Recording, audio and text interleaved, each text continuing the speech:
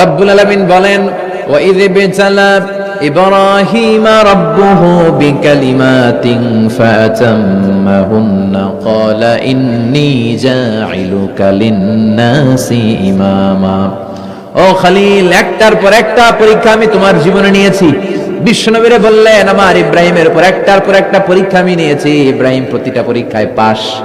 আর খুশি হয়ে আমি বললাম, ইব্রাহিম আমি তোমার নেতা বানিয়ে দিলাম। Allah put Sayyidina Ibrahim in some tests and trials, and Sayyidina Ibrahim successfully overcome all the tests. Allah said, Ibrahim, I'm gonna make you the leader. Ibrahim, আমি তোর লিডার বানাই দেব। এই ফলাফল স্বরূপ তোমার আমি গোটা বিশ্বের নেতা বানাই দেব। I'm gonna make you the leader. এজন্য সাইয়েদনা ইব্রাহিমকে নেতা বানাই দিলেন কে? একটার পর একটা পরীক্ষা তিনি দিয়েছেন।